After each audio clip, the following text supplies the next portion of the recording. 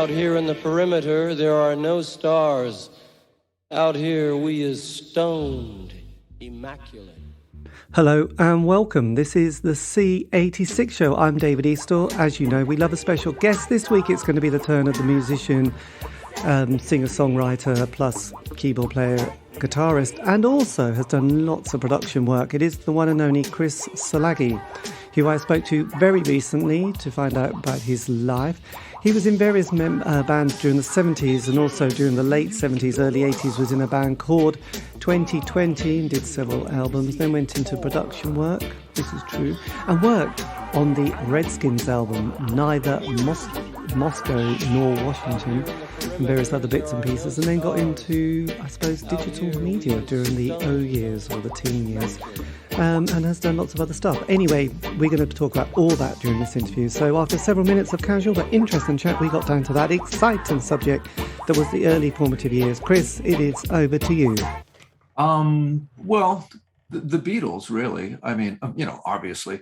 But I had been following the charts actually before that. I started listening to AM radio. I was born in 1954, so I'm 10 years older than you. Mm-hmm. I started listening to radio, seriously, probably in 1962 or so. And then I noticed that the newspaper had a top 10. So I would look at that every week and sort of keep track of all that sort of stuff. So the Four Seasons. I was in New Jersey at the time, so the Four Seasons were really popular. And Dionne Warwick, Don't Make Me Over. Anyone Who Had a Heart, all that stuff. Amazing. That was really, really big. And then of course the Beatles, that was, when I was like 9, they were on Ed Sullivan's show. Yes, my God. And then following the charts, I noticed that in April of that year, they had all 5 of the top 5 records that year. I don't think anyone's ever done that, before or since. They had the top 5. The Billboard charts. They had the top 5 of all of that week. Yes. Oh my God, that's amazing. Though I just suddenly saw a headline, I think, in the paper that Taylor Swift's got the top 10 of, I don't know what chart it is, but I didn't really read much more about it, but I think, yes, it's sort of... I have no idea about the charts now. No. I will tune in on the Grammys occasionally, and I have no idea who anyone is. Until they start doing, bluegrass or traditional blues or stuff like that. Then, okay, I know that person. Yeah, I've heard that record. Yes, this is true. We all get to that age where we just think, But so you were at that perfect time of being 10 with the first, I suppose the beginning of the Beatles, seeing the whole 60s through your teen period. Did that feel kind of a bit bonkers at the time, or in retrospect, which is two different things really? But yes, because obviously the very sort of black and white period of the Beatles, obviously it was in color if you were there, but then this psychedelic period in 67, the Summer of Love, you had the San Francisco Gathering of the Tribes. I mean, were you kind of aware of that kind of change? Well, that's what I'm saying. I started to be aware before the Beatles, actually.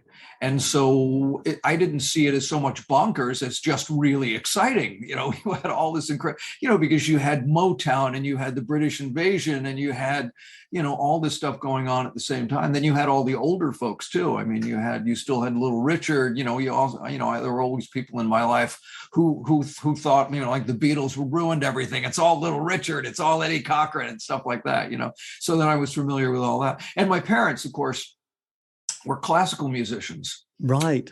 So I always had that as well, Yes. So they gave you quite a kind of a grounding in music.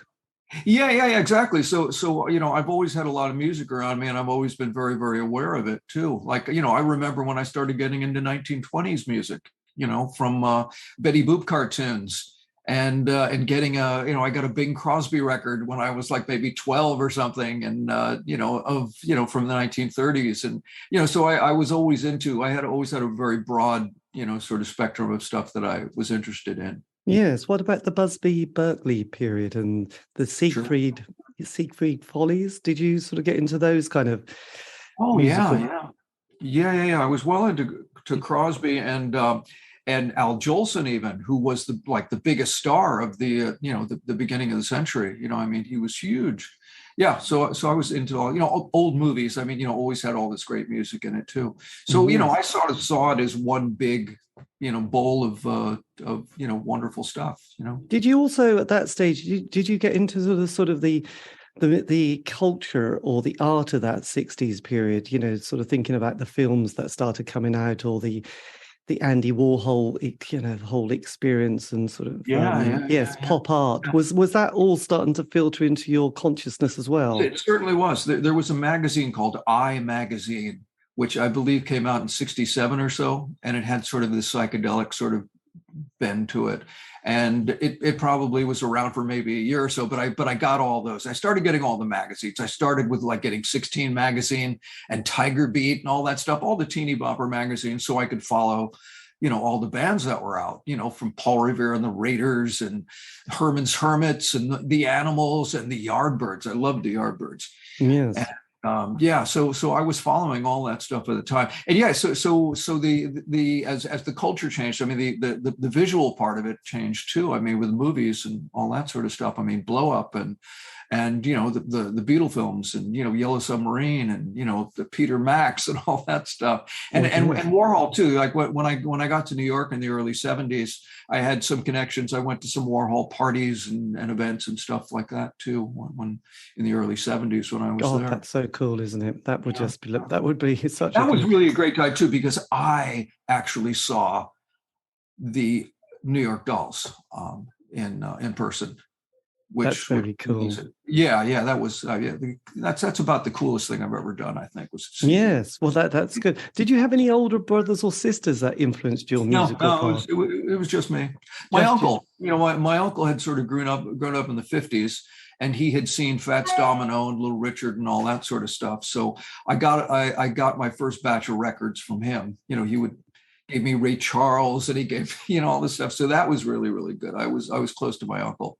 Yes, absolutely. And he was like, my brother's kid uncle, so.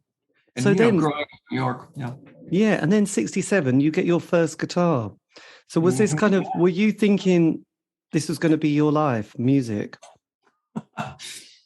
Not really, actually. I just thought that music was just something that everybody should do.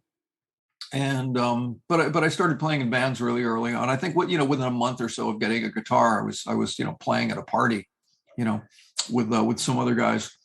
Yes. And No, I never thought really. I mean, at that early age, I never thought that I would be a musician so much. I mean, or a professional musician. Yeah. I mean, I was all over the place. I was making movies. I was doing all sorts of stuff. I knew I would do something, in the arts, but I wasn't, my parents were musicians. So I guess I always thought they were always saying, oh, well, it's great. Music is great, but always have something to fall back on, always, and I guess I sort of took that into heart, I guess. God, that's such good advice. It was good advice. I didn't give my kids that advice, but yes, it is. It is good. Yeah, no, that's so I was always interested in a lot of different things. Making movies in junior high. I wanted to go to school for movies. Actually, I wanted to learn. That was it. Yes. When you got to 1970 and you were 16, obviously this kind of we had the Summer of Love. And then 3 years later, there was the death of, first, Brian Jones, and then there was, Janis Joplin, Jim Morrison, Jimi Hendrix, Altamont, Charles Manson. The 60s kind of ended on a bit of a downer, didn't it? After all that kind of optimism, excitement, the party really did feel kind of grubby. Did it feel a bit, for you at that stage? And not realize, it's another decade, and we all feel a little bit like, oh, what's this going to be? God knows what this decade's going to be remembered as. I sort of got turned off by the whole flower power thing, I guess. I arrived in Southern California in 1968, and it was still happening, and I thought that was pretty cool at the time, but after living in it for a while, I really hated the hippies. I mean, that's one of the great things about punk. Was that why I was so happy when punk came along, because I was just so tired of tie-dye and patchouli oil and all that stuff, and all that, folk dancing and all that really boring, awful stuff. That's why I like the glam and, dressing up and playing loud music that way. And, Yes. So when you moved to Santa Barbara, didn't you, in 1968, and then started was it your first band, 1973, you started playing in kids' bands? No, I mean, I was always playing in neighborhood bands and playing. From 1967 on, I was always in a band. Probably, I mean, even today, So, I played all sorts of things. I would, I've always been kind of an accompanist too. So I accompanied people in musical comedy. And in fact, the first time I was on TV, it was in a sort of a Latin jazz group. Actually, I had a band in like 9th or 10th grade called Barocca Nova. And played like one note samba and all that sort of stuff. And that was cool. That was the first time I was on TV and local TV in Santa Barbara. Yes. And what was quite interesting, and I'll have to sort of, yes, I did embrace in the 80s and the 90s, a bit of a hippie world and a hippie culture and new age stuff. And I remember going to Glastonbury Festival and then hanging out with various Glastonbury folk, one called Charlie Barley, who was the dope dealer in Glastonbury.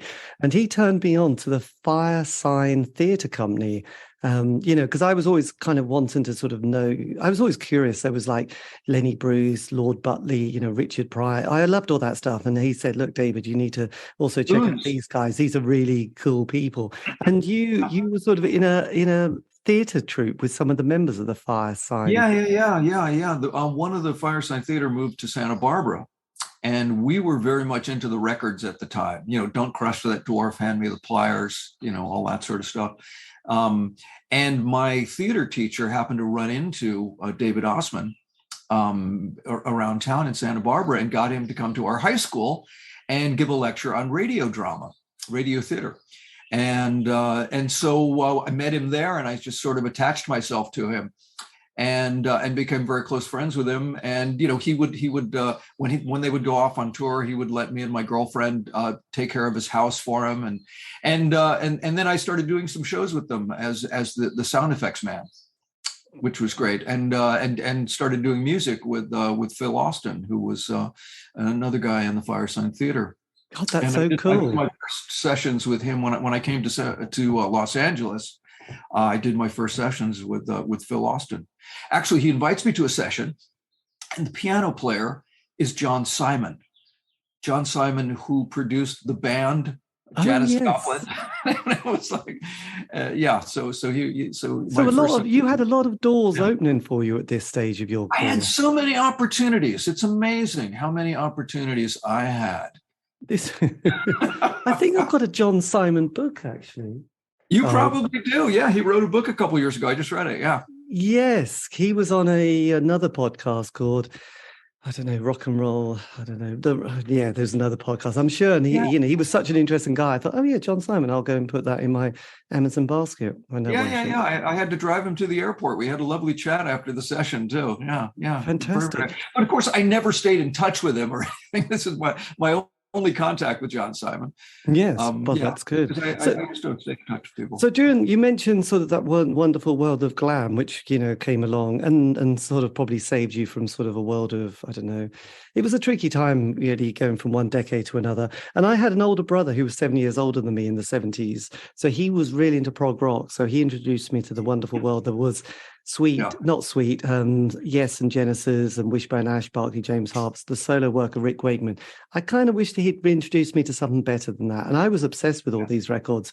Did you miss all that kind of wonderful world of? No, it sort of seemed like the when I got to be more of a later teen, it seemed like the serious musicians either went into prog rock or what was the fusion, jazz fusion, and I was really never particularly into that. I liked the first King Crimson album. I thought was really great. The Court of the King and 21st Century Schizoid Man. Love that stuff. I was going to say, did you? And have you seen the film? The King Crimson film? Yes. I didn't know there was one. Well, after this interview, just put King Crimson film trailer And you'll hear all the members swearing about Robert Fripp and Robert Fripp swearing about the other members. I think they had something like 8, but it's one of those ones. And also get a chance if you're really curious to listen to the director who tried to put this film together and the process.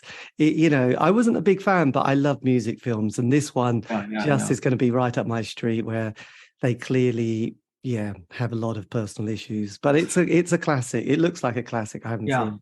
I saw them on tour 2 years ago, right before the pandemic, actually. Right. Yes. Did they have three drummers? They had 3 drummers. Yeah, 3. Yeah, and it was great. It was great. I mean, they all played. It was very well arranged. There wasn't a whole lot of thrashing about. It was. I really enjoyed it.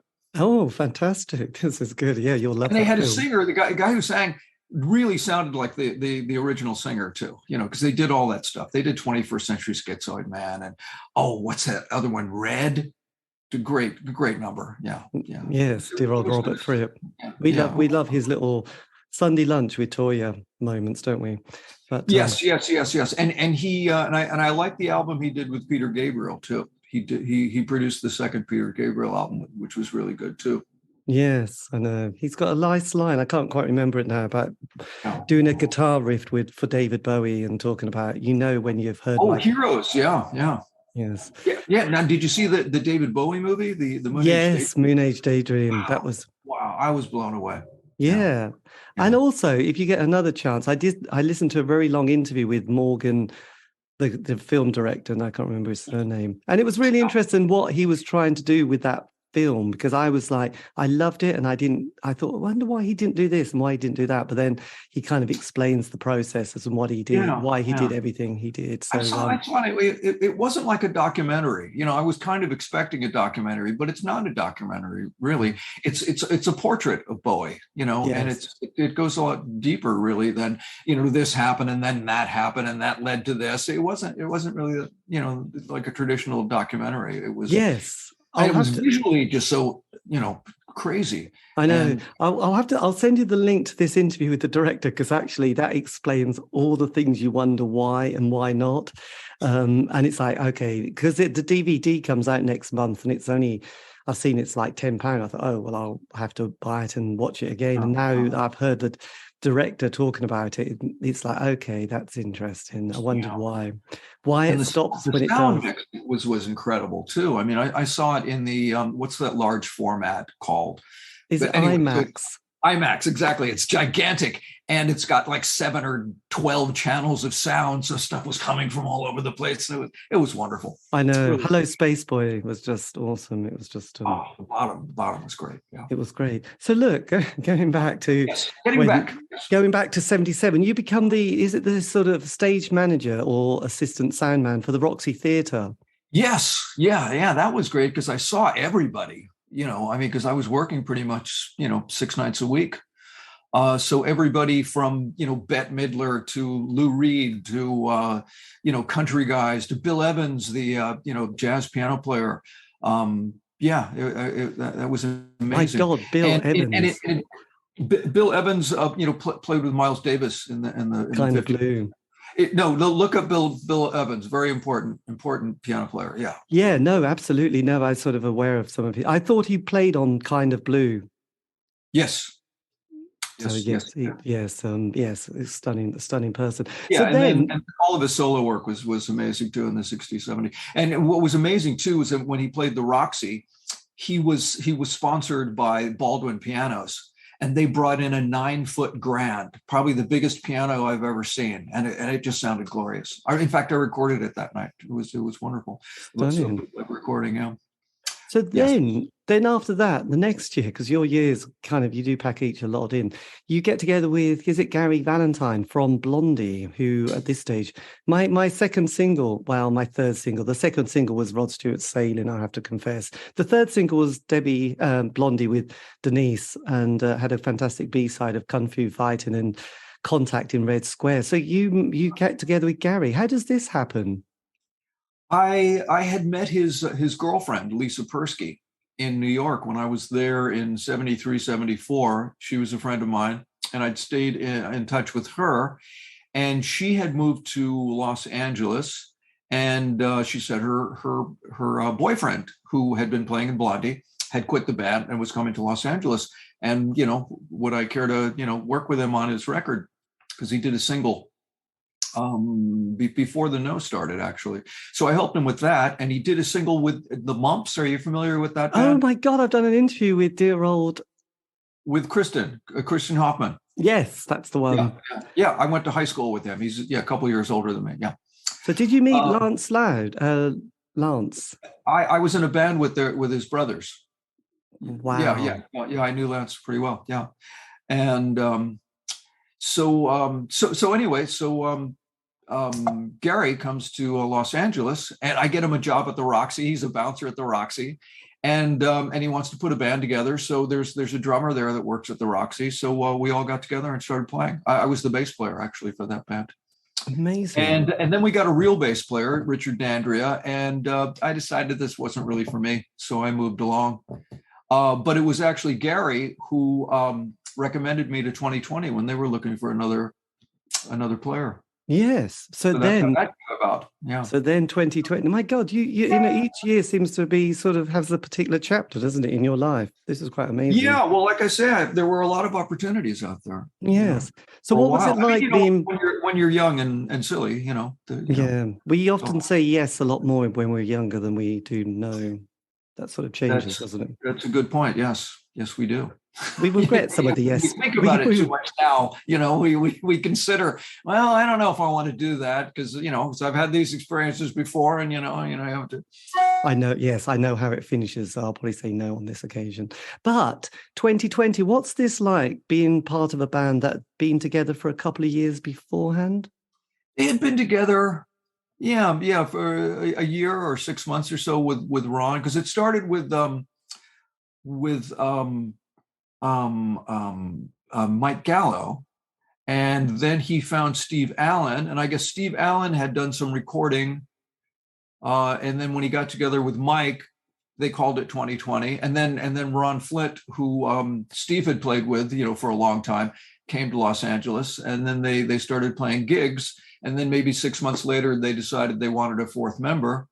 And so I auditioned for them and gave them my little demo tape. And that was that. I met with Mike. Mike and I hit it off very, very well because he's a big record guy. Yes. And the latest thing from England. I was always, into the, what's the latest thing in England, because their pop charts just seemed to be so great. And it seemed like all the interesting new bands were coming out of England. And so Mike, felt the same way.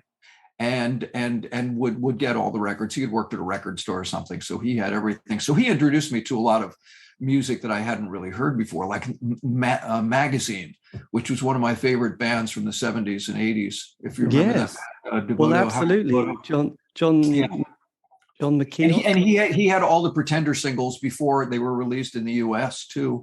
So a lot of that kind of stuff. So yeah, so Mike and I got off very, very well. So he was good on his post-punk, wasn't he? So Gang of Four, Magazine, Public Image Limited, all those kind of bands. Did he have all those?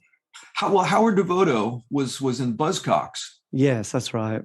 And then he formed Magazine. But that was probably 78 or so. I mean, I don't know if they were considered punk so much, but post-punk. I wasn't really looking at the labels so much. It was more, just the music. Yeah. And then during that period, during the first album, Mike leaves, doesn't he? Yeah. Mike was he was sort of kicked out, which was that tricky?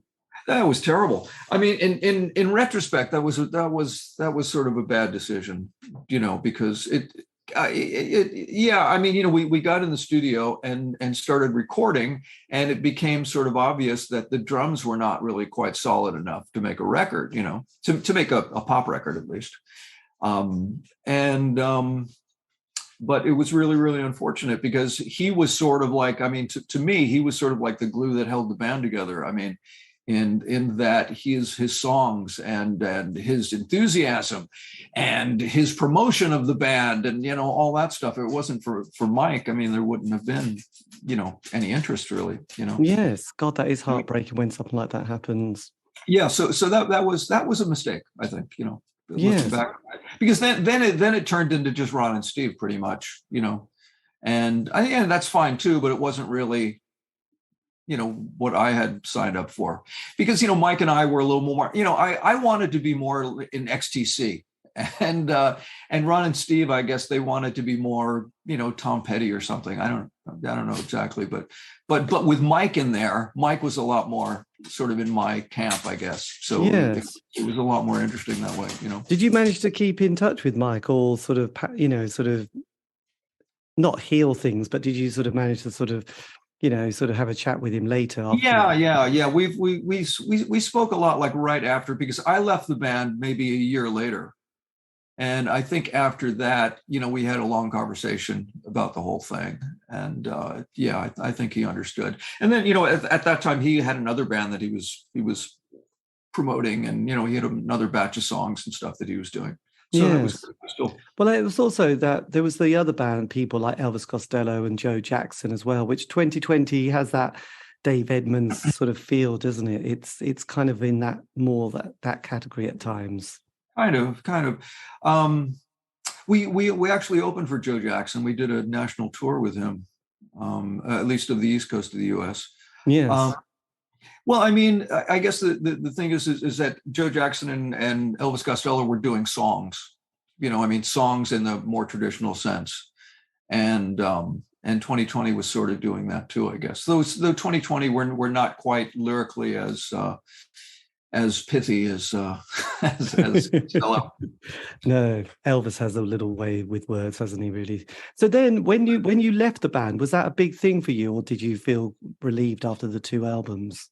It was just, it became apparent to me that I needed to move along, that there really wasn't much future for me in the band.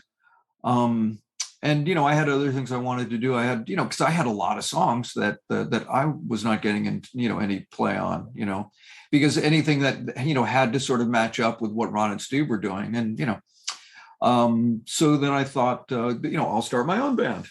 Yes.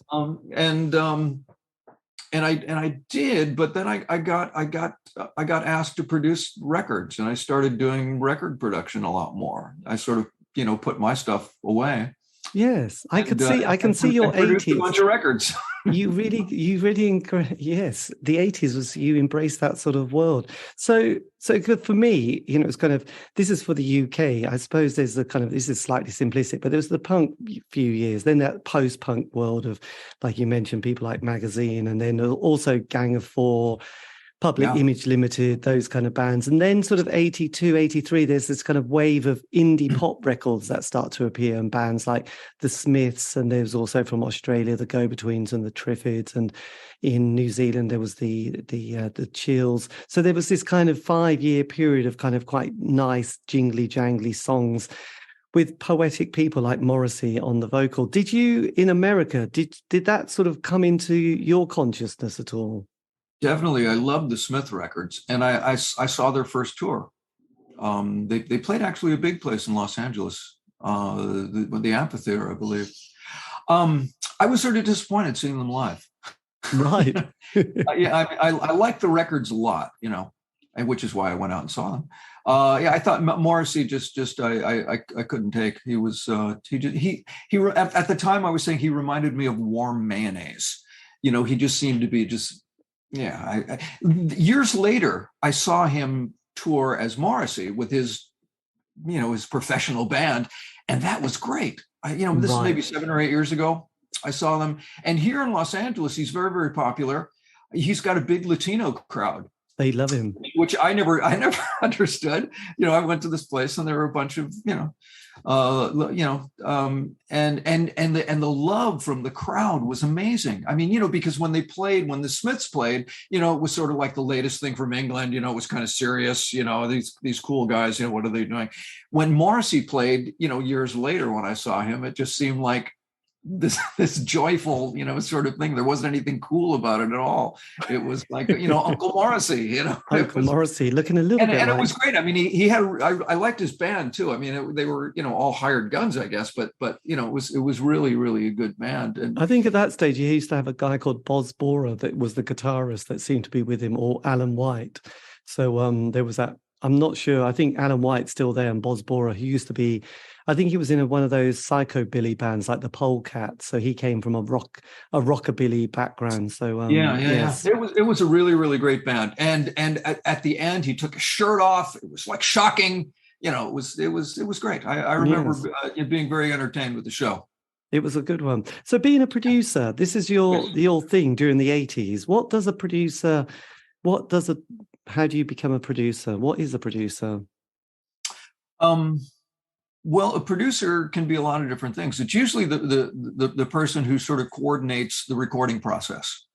So, gets the songs ready for to record, and hires the facility, the studio, and the engineer, and all that sort of stuff, and coaches the band.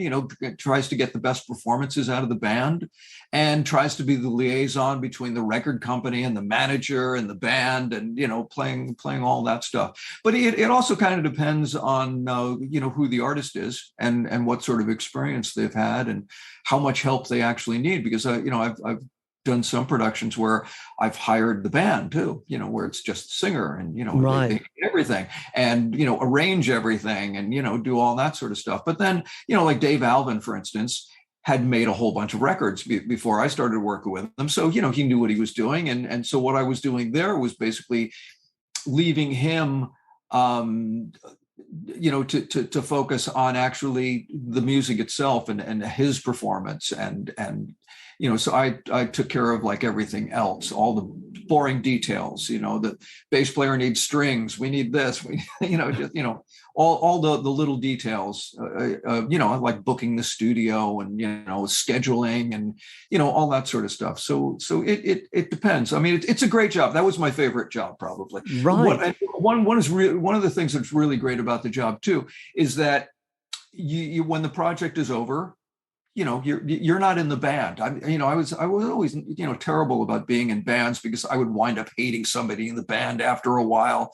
When you're producing somebody, you're only with them for a few weeks or a month or 2 months or whatever. So you don't have a chance to hate anybody. You can show your best side. Yeah, I know. It always goes back. And it's great too, because, you can be really, really objective too. Because, I didn't come up with this guy. I didn't, I don't have any history with this guy, and it's just so much, this is the way it looks to me. This is the way it sounds to me. And this is what I think you should do. This is what I really liked it when you did this part here. Could you do that? All that sort of stuff. So there's a lot of coaching involved. And, like, especially when doing vocals and stuff like that. People management. Yes. And counseling and stuff between band members and stuff. The bass player was insulted by this guy, and you have to sort of smooth over things like that. Yeah, but it's interesting. And then I've lost a lot of drummers though. It seems like I'm very bad with drummers. I expect maybe too much from drummers. Like, I don't know if you remember the Redskins. We went in the first day of recording. We were all set up in the studio. We had been in rehearsal for a few days before, and we started running down the song. And I tell the drummer, hey, you need to settle on your part, because the bass player's got to play with you. So settle in on your part, and we'll go. And then the next time I turn around, he's packing up his gear. He's leaving. The drummer quit that first day of recording. Awkward. And was gone, quit the band the first day of recording. And Christine gets on the phone with Paul Weller, who sends his drummer down, Steve White. And later on that afternoon, and we finished the record, and he was great. Steve White was terrific. Yes. So just coming back to that, because I'm really curious, how do you get to work with the Redskins? I know they're one of those kind of indie bands, but they're very political, but they're also on London Records, I think. Right. They got signed to a big label. Yeah. They got signed to a big label, but they're still, So you're in America. They're very English, British. Yes. So where do you get to work with them? What did you come over to? That was I had a record that I produced in Los Angeles by a local band here called the Untouchables. Yes, which was sort of like a two-tone kind of thing, and they had a record called Free Yourself that went top 20 in England. And someone heard it there. And through that band, they contacted me and Pat Foley, my partner who produced that.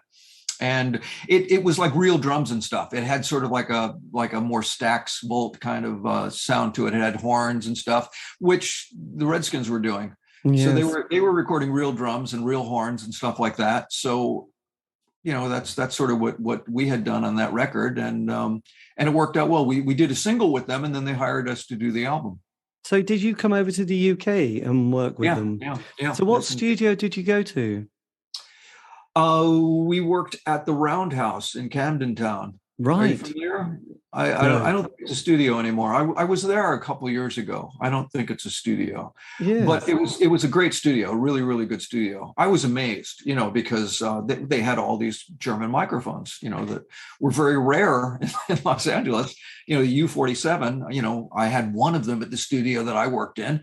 I go to the Roundhouse and they've got 6 of them, so it was wonderful, Blimey. Yes, because I often describe the Redskins as the, Clash meets Motown, because of that kind of the brass section with it as well. So it's Walk a big like sound. The Clash, dance like the Supremes. That sort of thing. I know we love those sound bites. But then, so is that the first time you meet the band? Is when you walk in and say, "Hi guys." Yeah. So what's we met for rehearsals first. There's this big rehearsal complex in London. I don't remember what it was called. I just remember that Wham were there at the same time, so there were a bunch of girls out front. Nice. There were the whole mess of teeny boppers out front, and so we rehearsed there for a couple of days, running the song down, and had the horns come in, and I think I changed maybe one note of what the horns were playing, but it was pretty well together. Yes, and then they said, "Look, we love that. We'll do the album." Yeah. The other thing I was going to say too is that during that time in the 1980s, you also would do an extended dance mix. Oh God, yeah. Which I love doing extended dance mixes. And previously what I had done was, sort of cut up the original song. And I thought they're going to have us do an extended dance mix. So let's record a couple of other pieces too that I could incorporate into the extended dance mix. And that was fun. That was great. Yes, absolutely. They were certainly up for all that stuff, and all that stuff is on the album, at least the new album, or the reissue from last year, where there was like a 3 or 4 disc set. And what was the first single that you worked with them? Was it Bring It Down? Bring It Down. That is such a great. So how long did the session last for? Were you working there for sort of weeks? Or months? Yeah, probably not months. The single was a few days, and I think we remixed it once. We went to Mayfair to remix it. But yeah, so a few days on that, and then I was there for like 2 weeks actually, and in that I worked with another band too. I did a single for another band too as well. Wow, who were they? This was a band called Chewy Raccoon. They had been signed by Phonogram. They were a very, very pop group. They later turned into the Pearl Fishers. Were they a Scottish band? Scottish. I've done an interview with members of the Pearl Fishers, who I think were on a label called Davy Scott. Davy Scott was the singer, guitar player. Yes, and I think they were in lots of different little combos as well. So just because I'm really curious. So what was Chris like to work with for that, up close and personal? He was very, very, very serious. They knew exactly what they wanted to do. And in fact, they had a sequence for what records, what singles they were going to release and all that sort of stuff. So it was very, very well planned out. And a great singer. He was really, really a very intense and great singer. He could sing for hours. I was amazed at how long, because some of those vocals took 8 hours to do. I mean, right. Pieces and composites and all that sort of stuff. And we really, really, really serious, conscientious worker. Yeah. Yes. Yeah. And can you remember doing the track Keep On Keeping On? Because that's probably one of the classics. Yeah. I remember doing the horns, especially on that. Yeah. I mean, I suppose I know I've gone on about it, but I just think that album captures so much passion and vibe, and the fact Yeah. that you recorded it, is quite Yeah, well, amazing. I always thought, I mean, that's what another job of the record producer is. You're capturing emotion. This is a slice of emotion that you've got that you're capturing forever. And that's why it's always important. To Yes, get those magical performances down. And that's whatever you have to do to get that. that's right. Absolutely. No. So then and obviously you do your business, and then you just continue with your producing whoever comes along. Is it the case of projects that you just think, yeah, that's fine, I need the work, or do you sort of cherry pick which ones that you're going to be doing next? It was I would work with nearly anyone, it seemed like, because I like a lot of different kinds of music. So I was working with reggae bands. I did a polka band. I did, so if there's anything interesting in it for me, I will work with them. I did various dance records. Because it's wonderful stuff. Yes. I did one record where it was all done live in the studio too, which was difficult because no one really knows how to do that anymore. From sort of like a technical, how do you have drums and accordion in the same room, and actually record them properly. Yes. So that's what I really enjoyed about it too, is that you can be doing something completely different, each time out. Were you interested or curious about sound engineers, this sort of production of that moment? Because I know there was talking to, I think it was Tony DeFries who'd sort of managed David Bowie. He was talking about Mickey Most, and I remember, oh yeah, Mickey Most, he was the producer at that period in life. And then you think, oh, he must have just sort of disappeared, but he probably didn't. He probably just didn't keep getting worked. And then in the 80s, we had that Trevor Horn production sound, which was like everybody wanted to have that. If you wanted a top 10 hit, you went for Trevor, that production quality. And then suddenly, as the 80s progressed, one thing that I noticed was that suddenly the ecstasy world came along and dance music started to appear. And then, everybody started developing that sound that the Happy Mondays and Stone Roses and Primal Scream. There was a real dance vibe going on, Chicago house music. Then we had the Seattle grunge scene. Everyone wanted Steve Albini to produce their record. Such a big sound. Yes. Did you also realize that there's a kind of a real fashion to all this as well? Most definitely, because a lot of times I would like for instance, I did a metal band in Los Angeles in sort of the mid 80s, and I didn't listen to a lot of metal. So I would get records, like I got a Van Halen record and I got a Rat record, and I would sort of A/B them against what my mix. So right. to see, what the balance of stuff was. I mean, what's expected here. And but there were definitely, it sounds dated because it comes from a particular time. I mean, like that Hugh Padgham drum sound, that Phil Collins gated snare, yes. which for several years in the 80s, that was the sound, and it was on everybody's. It's on some of my records. And so you can tell sort of like when it was recorded, but then you've got drier drums, later on, and stuff like that, so and digital reverb and things like that you can hear in records from different eras of sound. It's interesting you mentioned about drummers, because I've done surprisingly quite a few drummers, but there was two who became quite damaged through their experience. One who was in the Patty, who was in the Courtney Love band Hole, and she said the producer engineer just kept making her do the same thing until he broke her, and she just kind of left the band. And the rest isn't nice. And then Lindy Morris, I think from the Go-Betweens, also had this experience that her boyfriend was the singer, Robert Forster, and the producer was saying, look, we can have Lindy doing the drums and that will sound like this and it won't be very successful, or we could do this, which will be much better. It's up to you what you want to do.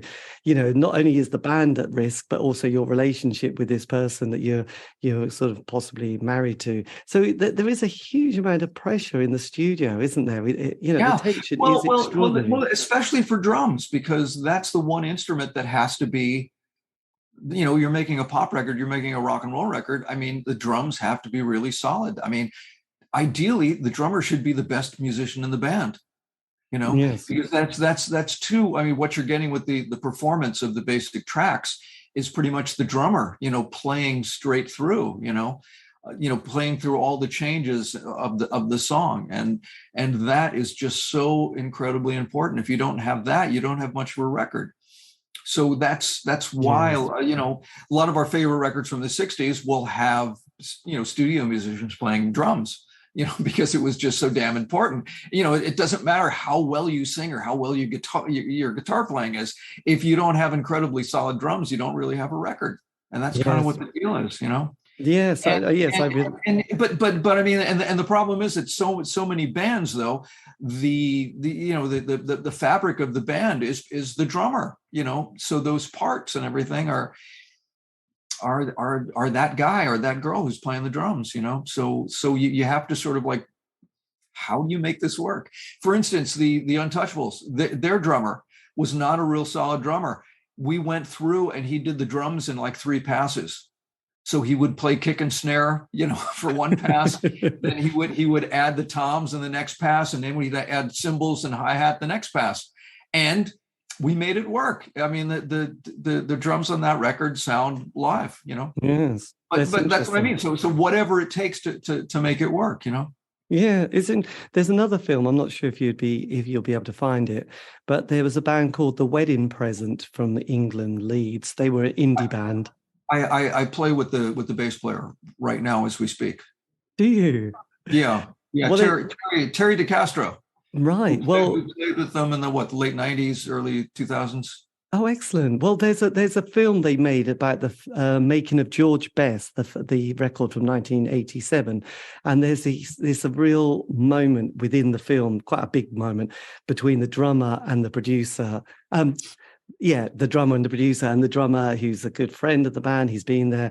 He's kind of like, there's a whole conflict between these two, and the drummer leaves and the producer sort of, has issues, and the whole thing, it gets very uncomfortable watching it in a way. But yes, it's worth watching if you like that sort of thing, because you'll feel both an uncomfortable thing. Yes. But then there's a funny bit in the film where there's just suddenly some words that sort of flash up, some comment from the producer, who I obviously, for legal reasons, wanted something put in the film, which is quite jarring. You think, oh, and what that's about, some legal technicality. But it's interesting, the thing about the drummer, because it's like, God, the tension starts to mount. It is so essential. Like the thing with Ringo and his first session with the Beatles, they got another drummer. It was like, studio time is expensive. We don't have a whole lot of time to mess around here. We'll get this pro to sit in, and here, Ringo, here's a tambourine. And well, you must have bitter about that for years, apparently. With him and George Martin. Well, you must have been fascinated watching the Beatles 8-hour special of Get Back now. Yes, Get Back. I was going to say. So yes, did you find the creative process of the band quite mind-boggling? It was interesting. I think what I didn't know about it, because Let It Be came out, in 1970 or whenever that was, and what I didn't realize about it was this challenge. Okay, we have to do a record in 3 weeks, all new songs, and we have to do a performance at the end of the 3 weeks. I didn't realize that challenge. I didn't realize that, because Ringo was going to start a movie project, so we have to have it done by then. So here we've got 3 weeks to do this whole thing, and we're starting from scratch. We have nothing. Yes, and then with the first week or so, it seemed to be Paul, trying to get everybody sort of going, and he had all the enthusiasm. He was trying to create the magic, and no one cared. It was sort of like, yeah, we got to be here, Yeah. But then they bring Billy Preston in. And all of a sudden, everyone's on their best behavior. Everybody plays twice as well as they had played the previous, week. That was amazing. And so that was interesting. I mean, seeing that part of it, I think, which I didn't realize so much, before the movie. I know that was so nice, the way they were so like, oh my God, we got a real star here. It's like, That's a real kind of legend. It's like, oh, that's interesting. I love the fact they had that relationship. And I love the fact that there was that moment where, was it Hugh Jones, no, Glenn Johns, who was the Glenn John's producer. the producer. And he said, and he's trying to say, oh, can we do that song about the long road? You've got a song about the long road. And I think, God, that's one of the classic songs of our time, isn't it? And that's hardly been sort of, recorded, but they obviously go, right, let's do it. Let's just get that done. There you go. Is it good enough? His mix was the first one to come out. Remember, if you remember, like for a year, there were bootlegs of the sessions and it was all his mix. So I remember somebody had like an 8-track or a 4-track or something, a little cartridge that we used to listen to in his car, and that's what it was. It was the Glenn Johns mix, which we know now. Yeah. I do think before the Phil Spector came out. The whole business. So yeah, I love Dig a Pony. That was an amazing song, actually. That was one that I went back and listened to. So then in the 90s, does your career take a little bit of a change from doing the producing to other production works with DreamWorks? Yeah. I started doing multimedia stuff. I had worked with Dave Alvin for the first couple of years of the 90s, and Dave he's still with us. An excellent songwriter. And he had been in a band called the Blasters, which was a very, very popular LA band, sort of a rockabilly blues kind of band. And then he went off on his own. He went to Nashville because he thought, okay, well, maybe I'll be, sort of a Nashville writer. That didn't work so well. He comes back to LA, and so I recorded some demos with him. And the demos went very well. He got signed, and we recorded an album, and that did very well. But then through that, I did a second album with him, which was not as much fun. And I sort of said, maybe this record production thing is not. I need to move along to something else. Yes. I've got 3 kids. By this time, I had 3 children too. So and it would seem like I would have good months, and then months would go by where there'd be nothing. So I needed something more steady, and I wanted to get on the ground floor of something new. Which was this multimedia thing, because the internet was just coming out. I got internet like 93, 94 is when I first started that. And we were still calling it the information superhighway at that stage, weren't we? Indeed it was the Al Gore information superhighway. I had never heard about it before Al Gore. What is that? The information superhighway, right? But then of course, a few years later, Yes. So then I started working on that, making CD-ROMs. I mean, my kids started getting games and computer games on CD-ROM, and then I thought, well, I could do that a lot better. The sound is terrible, and so then I thought that I would get into that. And getting into that, I started doing video. I became sort of like more of an expert at doing computer video, and did that for a long time. Excellent. Animation and all that sort of stuff. And then I was working. I turned into a workaholic. There was so much work to be done, in the mid 90s through 2000 or so, that I was working like 7 days a week. That's right. But then I bought a house, and things. I got very middle class, It's good to embrace it. The kids and all that stuff, But then from then, soccer, ballet, and that's a good mix. That's quite nice. You can appreciate the sort of physicality of the ballet dancer, can't you? The hours of work and practice that goes into ballet. That. Oh yeah, I used to know ballet dancers when I was doing theater. Yeah. So yes. I got way into that. And in fact, my wife is hugely into that. We go maybe once a year to see ballet. It's beautiful. It's always a treat. We used to always go and see the Northern Ballet at the Theatre Royal Norwich, which was always nice. So yes, it's an incredible art form. But then the last 10 years, have you sort of got back into playing music from your sort of... Yeah. I stopped playing for like probably 10 years or something. I would play occasionally here and there, but I was busy doing other things. And then my son started playing like 10 years ago.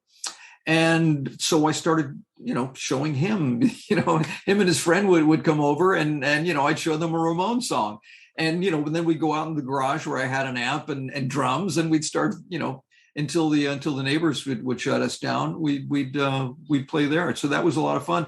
And then I started playing with some guys that I had played with in high school, and decided, hey, can we still do this? And we did like we started as a cover band doing mostly British invasion stuff. Excellent. So doing Yardbirds and doing Kinks and doing the Animals and doing all that sort of stuff. And we discovered that we could still play. Excellent. And we could still sing for hours and hours. And so we started doing that. Was this the Furies or the ExTeens? The Furies are a little bit later on. This was a band, Lance Loud's brother, Grant, who I had played with in high school. Excellent. And also the bass player who lived in Los Angeles at the time too, who was writing music for commercials. So we would get together once a week and play. And then we started playing bars around town. And, we would start getting big crowds, and they would actually pay us. It was amazing. And was this called the ExTeens, this band? The ExTeens, yes. Right. And are you still going? Yeah. The ExTeens will be doing some recording probably before the end of the year. The ExTeens are Simon Glickman, who is the publisher of Hits magazine. Excellent. And he's the managing director. He runs the place pretty much. He's been a journalist for a long time. Writer, and he writes these amazing songs. I mean, lyrically, they're particularly amazing. And we've got some good people in the band. Jim Cushionary, the bass player, was like the runner-up for Paul McCartney's band, his current band, because he played with Rusty in McCartney's band. So, right. And then Joey Ponchetti is one of the best drummers I've ever played with. So I've got this wonderful band I play with now. And so is Lance's brother still in that band, or was no, this is not Lance's brother. This is that was like 10 or 15 years ago. I was playing with Grant Loud. Right. He's still with us too. I saw him recently. I saw him and his brother recently. That's brilliant. That is so good. Well, they're all still. Yeah, the ExTeens are wonderful, and I also play. You mentioned The Wedding Present. I play with Terry DeCastro from The Wedding Present. So we'll probably do some recording too. We've been playing together. We did a gig a couple of months ago, and mostly acoustic. And so that's a lot of fun too. She's a really, really good singer. I really like Terry. She's turned into a really good friend of mine too. Brilliant. And what's this band called? We don't really have a name. It's just Terry and Chris right now. That's fantastic. She's got some songs. I've got like 3 songs. So we'll probably record those things. She's actually in the UK right now. Doing some sort of wedding present thing. Oh, is she? Yeah. David's still she's gone for like a month. Right. Playing away there, right? Which earlier in this summer too, she did an event. They did something in Bristol, I believe. Yeah, or Brighton. Did they do some festival? Yeah, Brighton, that's what it is. Yeah, I'm sorry, yeah. That's the one. So then 2019, Craft in America, you become the media manager. What is this? This is a series that has been on for the past 15 years, actually, on PBS. And it's like a documentary series. They follow various craftspeople, like potters or leather people or people who forge in metals and quilters and people who make instruments. And so there's usually 3 or 4 artists / craftsmen that they do a portrait of in each episode. And I've been working for them for a couple, 3 years now. Just doing this is kind of a part-time gig for me now, which is sort of nice. That's very nice. Helping around, doing bits and pieces, editing things for the internet, for social media and stuff like that. Fantastic. I recorded voiceovers here in my little studio, for one of their pieces last week. So a lot of stuff. Yeah, brilliant. Has there been an interest and because in the UK there has been a big rise in people wanting to discover crafts again? Has that been mirrored in America as well? That there's suddenly everybody's quilting, they're knitting, they're potters all over the shop. Yeah, and I think maybe especially during the the lockdown, the pandemic, a lot of people became a lot more sort of home centered and got into learning that stuff. Well, hey, I used to do this, or I took ceramics in college, and getting back into those things or discovering that stuff. Yes. Yeah, it's great. I mean, people that blow glass, I had no idea what that was all about, and that's amazing. That is incredibly amazing. I know. It seems so dangerous too. I mean, all this really hot, incredibly kilns and blowing the stuff, and it's amazing. To be able to access this series, is it available on the internet? It's online. Yeah. Look at Craft in America PBS. Yeah, you should be able to. Oh, I'll have to look at that. I'll be fascinated. All sorts of stuff. Oh yeah, all the episodes are up there, and it's all cut up, and you can watch just this guy and this guy. Yeah.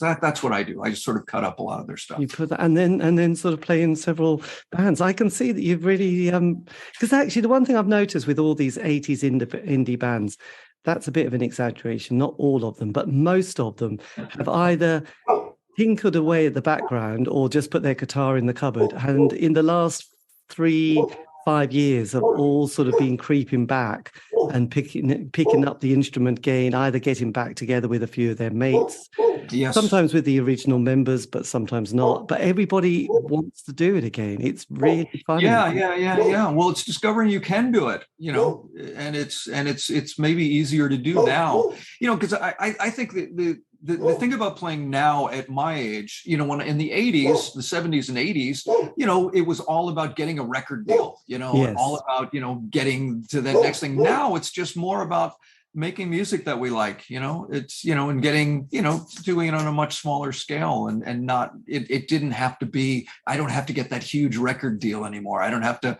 play those huge gigs, it's like, let's scale it down to what you do. I mean, because there are so many great bands out there right now. I mean, I'm all over Bandcamp. I'm always downloading things from Bandcamp, and it's I'm very impressed with where music is going. I mean, yeah. Well, there's quite a few people I've interviewed recently who, during the lockdown especially, thought, actually, I'm going to get my archive sorted out. Oh, by the way, I better get in touch with a few of the members. And then it's like, there's often one of the members who's it's not going to happen with 2020.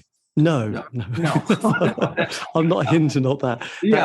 They sounded like, if you were leading there, I'd think no. No, there are. I know there's a lot of bands you just think, no, there's too much. But mostly the bands just do that drift away because it's like, we've got to move on. The Furies were one of those bands. I played with the band, the Furies. They had been around in the late 70s, early 80s. In fact, they played Madame Wong's when I saw it, when 2020 were playing there. Right. So I got a call from them a few years ago, and I played with them for a few years because they're still doing gigs and they're still putting out records. Yes. Well, I did an interview with a band, tiny little indie band called the Jack Rubies. They did a few albums. They all drifted away. Great name. Went all over the kind of, couple in America, a few in the UK still. And then they're thinking, let's get our archives done. Oh, by the way, one of the members is quite a good engineer. Shall we sort of have a go at sort of pinging a few, ideas, around while we're in lockdown, and suddenly we've got a single. We put it on Bandcamp. Now people are quite interested, and that's great. That's brilliant. I mean, I love the way that is happening now, and bands coming back and touring. Like a friend of mine just got off the road with Stop the World and Melt with You, but Modern English. Oh yes, they're touring now.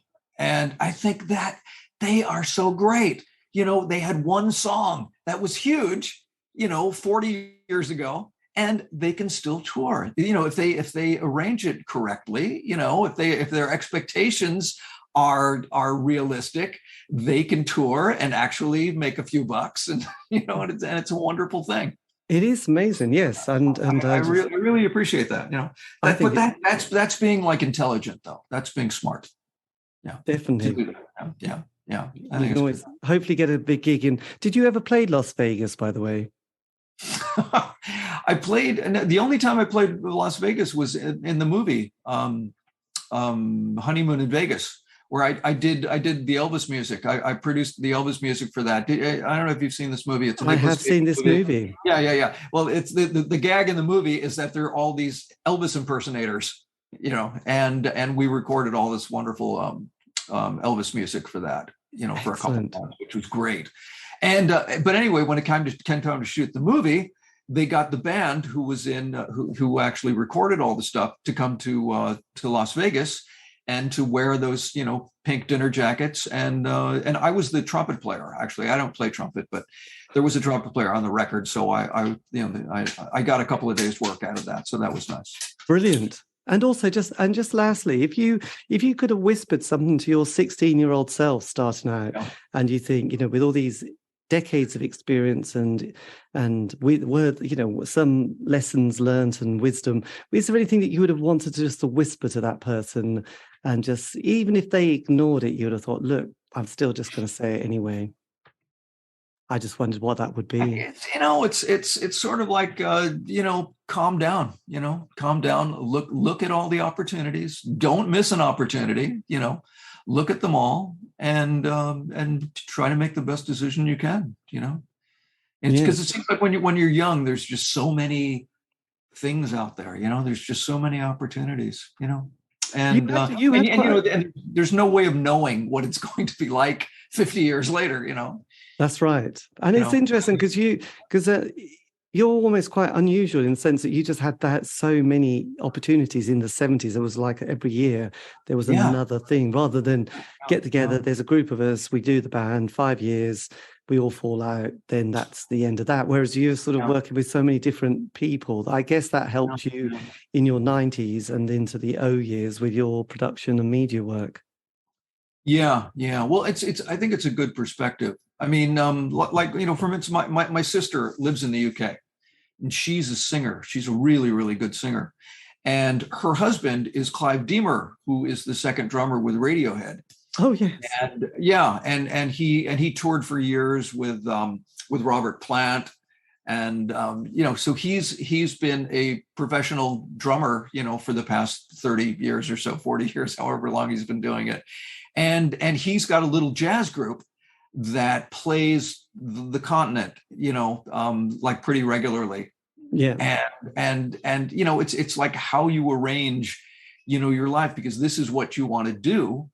And do you teach, do you get a studio in your house so you can provide drums for, because a lot of, the recording thing now is that you send your files to different people to, I need pedal steel, could you put this on, or drums or whatever, so you send your files around to have people play on. I mean, I do that too. And that's something you would not have thought about doing, 20 or 30 years ago. But now that's really commonplace, and that's what's great about it too, because it's like, how do I use this talent I have and this impulse I have to make music and be creative, It is amazing, because I've done quite a few interviews with people in LA, and they all seem to have got a studio in their garage converted. And I remember one guy I think he was in Jellyfish, who said, oh, yes, I'm doing I think it was the bass for Sinead O'Connor, and he'd done something with Noel Gallagher. And it's like, oh, right. So, it's kind of interesting, like, his other bits and pieces in his life is kind of providing these kind of like, musical accompaniment for artists around the world. Yeah. Oh, yeah. It's a good one. It's really great. I mean, I have, great optimism for, the recording wise, it's wonderful that way. The problem is there's not as many places for kids to play, for young musicians to play. I mean, and that is something that used to be, you would play every night, and now is that even possible, without actually going on the road and having a following, and because that could be really expensive to do that now. But I mean, it used to be where you would do residencies at like a hotel where you would play there for a week, and then move along to the next city. I mean, that was a great thing. I mean, and if you look at, bands from like the 60s, I mean, the Beatles and stuff, if you look at their itinerary, they're playing 3 gigs in a day. They're playing an afternoon show, they're playing an early evening, they're playing a late night show over here. Yes. I mean, there's so many opportunities, and that's when you really get good. I mean, that's a different kind of muscle, that you get for playing as a musician, is playing in front of people. That's really important too, and that is something that's lacking. Yeah, these days. I think that apprenticeship work, because I know I did an interview with JJ French, who was in Twisted Sister, a band I didn't like, but their story is amazing. They had 10 years just playing live without getting a record deal. There's a great film, if you ever get to see the film, it stops when they get a record label deal in the 80s, but they spend the late 60s and 70s just gigging every night at all these bars around New York. And it's like, you did that for 10 years. And it was like, we did that, 2 gigs different hairstyles. Yeah, that must be fun to watch. Yes, bizarre band, but they kept going for 10 years and then they get the break, and bizarrely the break comes because every record label said, we're not going to sign you, whatever. And, people, the president of the record label, if you sign that band, you're going to get sacked. And then they get this gig. They're like, we're just going to give up now. They had so many disasters. Like, we get signed, and then the person who signed them drops dead of a heart attack, or the record label has got some great fraud, and they've lost everything. And then they get this gig to play in the Tube in the UK in Newcastle. They've got no money, so they have to hustle some money from some slightly dodgy guy. They get this gig. Someone sees it and says, "God, I love that band. I'll sign it." And the rest, and then the film finishes there as they become this massive band in the 80s. The record comes out and it's huge. It's huge. It's a bizarre world, but it's interesting. I mean, how many bands had to go to England, to get recognized? I mean, it was like Devo. Yeah. I mean, there were just so many of them. Even Tom Petty. I mean, he went to England. That's where he. Well, I think it's just on that point. I think for us, Britain is so tiny, isn't it? That you can quickly become like, wow, And there's also something about, God, they're from New York. We must love them, I did like Sonic Youth, but it did help that they came from New York as well. And, had they come from Cleveland, it was like, But the other thing, too, I noticed, too, when I was working in England in the 80s, is that they would sign bands to do a single. Whereas in LA, in the US, they would have to sign bands to do an album, a 3-album deal, and so that the record company's investment was like a $500,000, $1 million. Whereas in England, their investment was maybe 20 or 30,000 pounds. Because if that single does well, maybe you can do another. If it does really well, maybe we'll do an album. And that seemed like a really civilized way of doing it, and that seemed why there were so many great bands coming out of England too. Yes. Because the investment wasn't so huge. Amazing, isn't it? I know, it's an incredible world, isn't it? But if you get a chance, go and see the Wedding Present film, George Best. You'll love it. Yes. George Best. Yes, so George Best. I'll send you the trailer for that as well. But when you see it, there's a lovely bit with the producer and the drummer and various members. It's your heart will bleed for them, but never mind. Yeah. But look, Chris, thank you ever so much for this. This has been amazing. And if you want, I can always give you the link for the interview when it comes out, and then you can always use it elsewhere. But thanks for that. This has been amazing. And it was fun. Appreciate all of it. That's great. Well, look, have a great afternoon. I'm going to go to bed. Take care. Good night. See you later. Bye. Bye-bye. And that was me in conversation with Chris Silagyi. I hope that's how you pronounce his name. Anyway, he was in California. I was in the UK. I needed to go to bed, so as you gather. Anyway, look, a massive thank you to Chris for giving me the time for that. This has been the C86 Show, David Eastaugh. If you want to contact me, you can on Facebook, Twitter, Instagram. Just do C86 Show. All these have been archived. Aren't you lucky? Find those on Spotify. Yes, indeed. iTunes, Podbean. Anyway, have a great week. Stay safe.